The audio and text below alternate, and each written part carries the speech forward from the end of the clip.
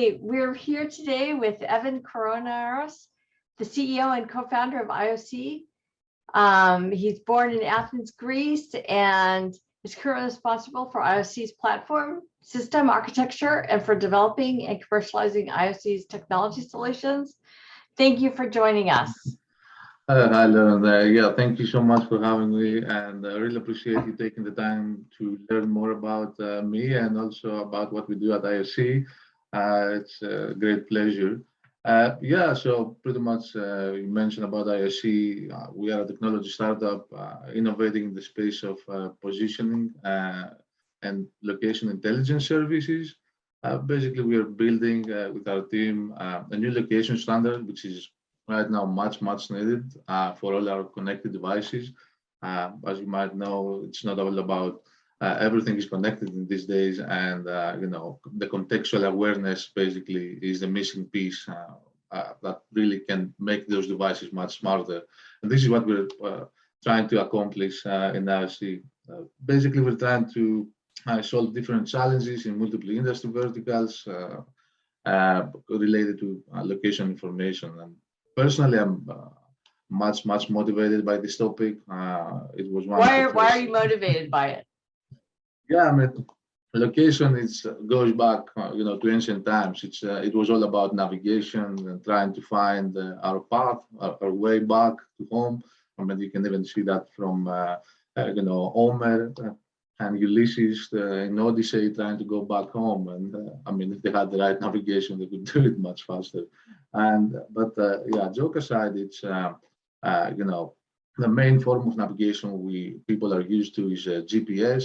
It's very ubiquitous, timeless. It started back in 1970s. But our more complex world right now needs for more standards. It needs for other forms of navigation and other forms of location finding. And this is something we're looking to enable. It's basically having as a challenge to solve is to provide different forms that really can solve those aspects that GPS cannot address. Like as an example, GPS is only sees in 2 dimensions, right? So that's why all our maps they represent everything in 2 dimensions. But determining the height, it's much critical. Like think about in a huge skyscraper during an evacuation event, you really need to find people, and people need to be able to navigate through this complex environment in 3 dimensions now. And this is what we're trying to accomplish.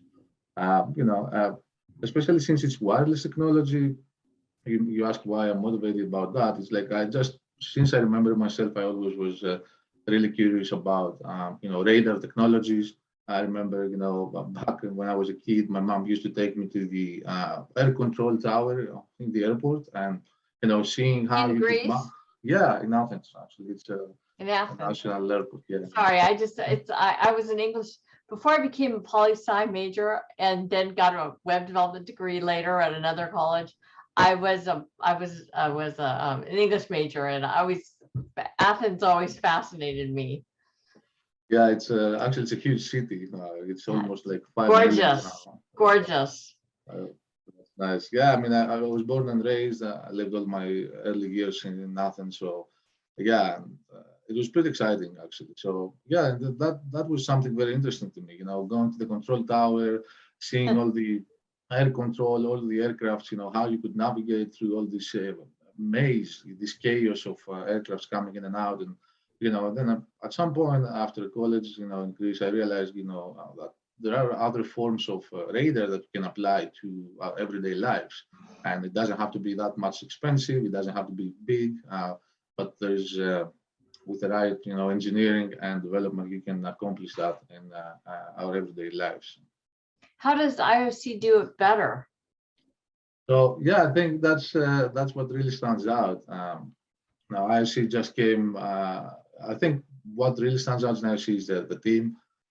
It's a team with great synergy. Basically, we are building an interdisciplinary team, and I think that's the most important aspect of that. Having people from different backgrounds, different perspectives that can provide different ideas, views, and this is basically nurturing the curiosity, and also it's the foundation for more innovation. Apart from that, it's all about the problem you're trying to solve, and how you get to the solution. So our society right now and technology is moving so fast. Everything is becoming more complex. There is not just a singular solution for every problem. There are multiple solutions. It's about how you can get to the best solution faster. And I think having a very motivated team that shares the same goals and they share the same perspective, I think that's what really can make a huge difference. Getting to the best solution faster is a thing for all entrepreneurs. Does it stress you out? Yeah, I think this is. It kind of stresses me out just thinking about it. Yeah, I think it's this is the most. Actually, I won't say the most stressful, but it's it's really driving you, right? It's when you wake up every morning and you have a motivation, you have to change something. You want to make something better, and the enemy of good is better, right? I mean, you can always strive for something better. It's all about finding this motivation that can drive you. And I think there are so many different ways that people can find motivation, either by their partner, their colleagues, even some advertisement in TV. Sometimes or it can just be an expression. You hear something and that really is getting stuck with you. Like for instance, for our team, and personally for me and my co-founder, I was very lucky to have this amazing co-founder. I found him, and we've been together the last 9 years now. And what really got us was this phrase that Alan Kay used in the past, and then Steve Jobs used in one of his presentations, which was about that people who are really serious about software, their software, they need to build their own hardware. They should build their own hardware. So we started, from building software eventually, but then we realized, that if you want to have the best solution, you need to have a more open-minded look at both aspects and how to build a full solution. So I'm just, this is my personal experience, just how just a phrase can really change the way you see things. I know that you went to college in Athens, but you also went to college at UC Irvine. Why did you decide to stay in Southern California? It's not a hotbed of Silicon Valley type of thing, is it? No, I think it's getting there, and actually, I think I like to travel, and it's about meeting people. It's about learning different cultures. That was my main motivation to come to the United States, change the environment, change the culture, learn more about different people, and that's all about it. And I really don't believe in places. I believe in people, and that having said that, I think where your team is, where you have the right people, I think you can always make it happen. And definitely Silicon Valley is the place that has been growing, and it's an amazing place to be. I have been working there for many years, but pretty much where you have the right people and the right team, you can make it happen. Things are changing right now, and especially with remote working. I completely agree. I completely agree. We based our whole organization on networking with people all over the place, and I think we get the best ideas from other people. You can't just sit in your room and think about stuff and get ideas. You have to be out there. So I completely agree. So you went to college. You went to a couple of colleges. Do you think that if someone wanted to get into navigation, want to get into location, do they have to go to college? I mean, can they, if they're in high school and all of a sudden they have this great idea, do you think they need to go to college?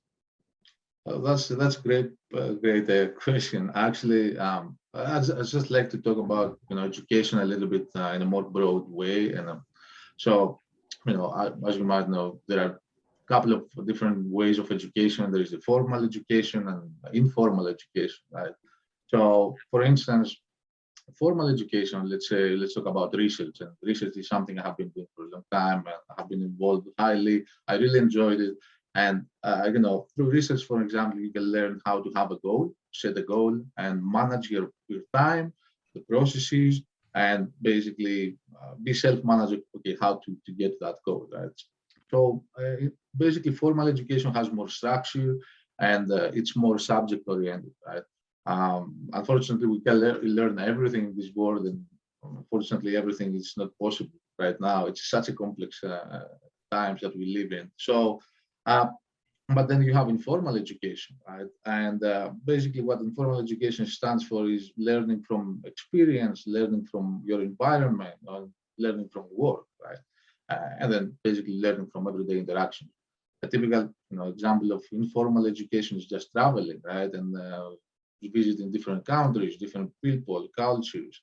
So if you really, it's all about where to get this initial spark that triggers your curiosity, right? It can happen from your environment, it can happen from school, it can happen just from a book that you read or a paper that you read at some point. So I think it's all about finding the right balance for each person. And as I said, it's it's navigation and location is not much different, let's say, from another topic, right? Another but technology topic, let's say artificial intelligence, right? Or writing code. It's pretty much, it includes all these topics, right? So you can't just decide one day, oh, I want to do navigation, for instance, right? You have to have all this background and incentives, and learn through your education and potentially through your either formal or informal, right? What you really like and what you want to explore further. And coming back to what I mentioned earlier about our very complex society, and technology is driving pretty much everything right now. I think it's all about being agile and learn how to get to the to your goal faster.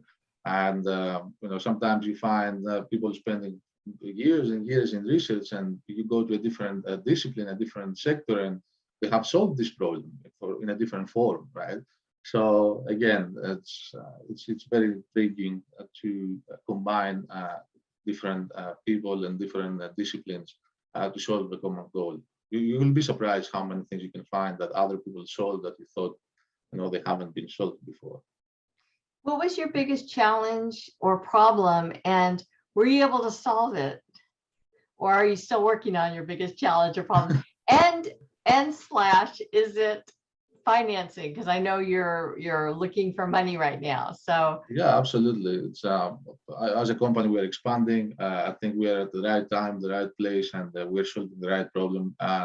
And I would say the biggest challenge was as a company was the COVID outbreak, something that really affected everyone, even a small team trying to change the way they're working, the way they're interacting, but nothing like starting a company in a pandemic. So I know that's but it's not only about the COVID, it's all about all the other effects that it had, like for instance in the effects that COVID had in supply chain, and all the supply chain disruption that we had. I mean, I'm sure you remember going to Costco or going to any other grocery store and having pretty much everything gone, right? And this is a side effect that happens in the supply chain, and I think this is something that really affects the company too when it comes to finding enough devices, chipsets, equipment to make things work. But